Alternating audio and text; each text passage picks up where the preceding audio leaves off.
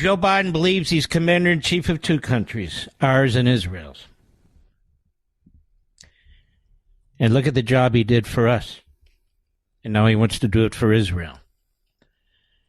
Behind the scenes, Joe Biden and Blinken and the other Obamaites are telling the Israelis they have to feed and medicate the people in Gaza, which simply means they have to allow trucks in so Hamas can control it all. Hamas isn't going to feed and medicate Palestinian citizens. It's using them as shields. It's slaughtering them. How absurd. At the same time, they keep saying they don't want a second front to open. How many times do you tell an enemy what you don't want them to do, Mr. Producer? Over and over and over again. We don't want a second front. We don't want a third front. We don't want a second front. We don't want a third front. Meanwhile, Hezbollah has killed 10 Israeli IDF soldiers, with one of their terrorists being killed. People keep saying, and I've been telling you this for weeks, why hasn't the IDF gone into Gaza? Because they are being pressured not to. Why? Because Hamas is playing Biden and Blinken like they knew they could. They have several hundred hostages. And they'll give them one here, maybe two here, maybe four there. And think about this. If you're an Israeli, Hamas has already announced not a single one of your IDF soldiers is going back. And all they hear about from Biden is, we want our American hostages back. I got it. But the Israeli population is saying, well, what about our hostages? Why isn't our government going into Gaza? Nobody's been able to negotiate for our people. We're providing food and medication and so forth for the enemy, Hamas. You got Biden now. He's got the general over there advising the Israelis on what they may or may not do.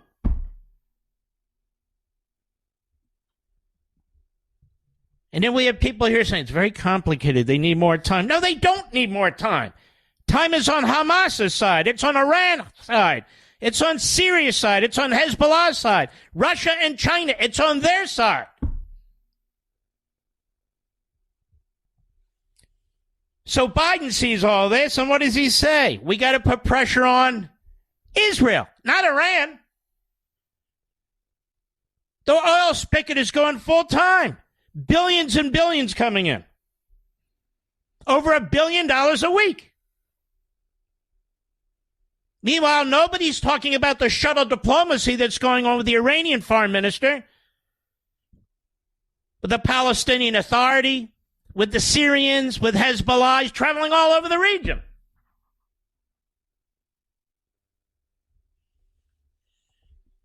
Then you see in the streets, those are Democrats. Those are Democrats carrying Palestinian flags, some of them Italian flags. They get confused, Democrats. Some of them are here more recently than others, but they're Democrats. And if they vote Democrat. I guarantee you there's not a Republican among them.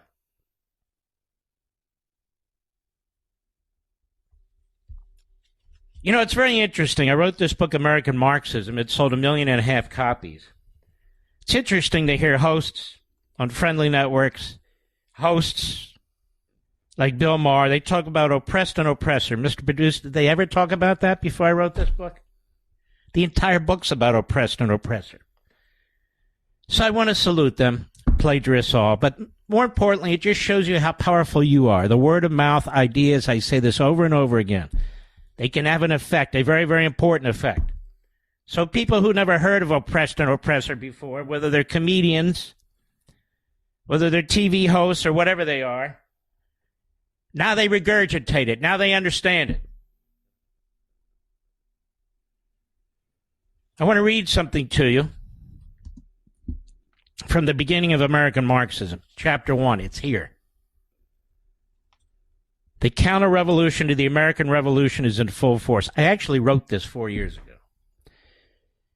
And it can no longer be dismissed or ignored, for it is devouring our society and culture, swirling around our everyday lives and ubiquitous in our politics, schools, media, and entertainment.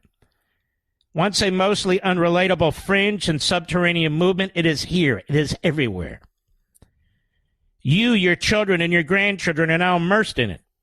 And it threatens to destroy the greatest nation ever established, along with your freedom, family, and security. Of course, the primary difference between the counter-revolution and the American Revolution is that the former seeks to destroy American society and impose autocratic rule, and the latter sought to protect American society and institute representative government. The counter-revolution or movement I speak is Marxism.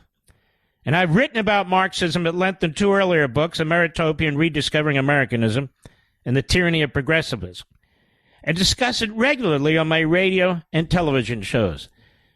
There are also untold numbers of books written about Marxism. It is not my purpose to contribute yet another long treatise to the many that exist, nor is it possible given the focus and limitations of this book, but the application and adaptation of core Marxist teachings to American society and culture, what I call American Marxism, must be addressed and confronted lest we are smothered by its modern manifestations. And make no mistake, the situation today is dire. In America, many Marxists cloak themselves in phrases like progressives, democratic socialists, social activists, community activists, and so forth, as most Americans remain openly hostile to the name Marxism.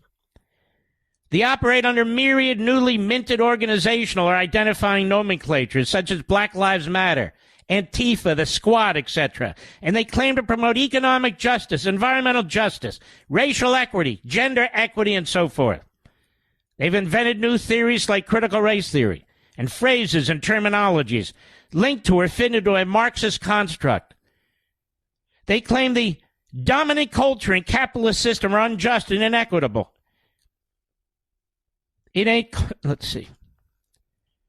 racist and sexist, colonialist and imperialist, materialistic and destructive of the environment. Of course, the purpose to tear down and tear apart the nation for 1,000 reasons and in 1,000 ways, thereby dispiriting and demoralizing the public, undermining the citizenry's confidence in the nation's institutions, traditions, and customs, creating one calamity after another, weakening the nation from within and ultimately destroying what we know as American republicanism and capitalism. There should be no mistake. The various leaders of this counter-revolution are increasingly outspoken and brazen about who they are. I wrote it 4 years ago, including bands of openly Marxist professors and activists. And they're supported by a core group of zombie woke followers. Whatever their labels and self-description, the essential characteristics of their belief statements and policies exhibit core Marxist dogma. They occupy our colleges and universities, newsrooms and social media, boardrooms and entertainment. Their ideas are prominent within the Democrat Party, the Oval Office, and the halls of Congress. Their influence is seen and felt among the mostly witting, as well as the unsuspecting, in news reporting, movies, television shows, and commercials, publishing and sports, as well as teacher training and classroom curriculum throughout America's public school system.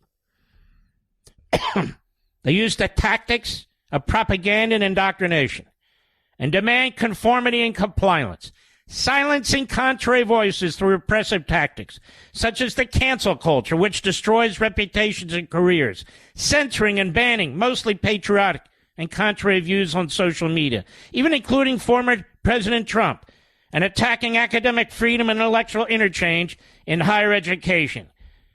Indeed, they take aim at all aspects of our culture, historical monuments. Mark Twain, William Shakespeare, Mr. Potato Head, Dr. Seuss, the Disney cartoons, ad infinitum. Pronouns are banned and replaced with nondescript words so as not to offend 58 flavors of gender identification. Past social media posts are scrutinized for early indications of insufficient fealty to the present-day Marxist hegemony. Journalists and editorial pages are sanitized of non-believers. And yet historical and present-day experience shows that Marxism and its supposed workers' paradise are responsible for the death of tens of millions of human beings and the impoverishment and enslavement of over 1 billion more. And it goes on. That last sentence, responsible for the death of millions, tens of millions.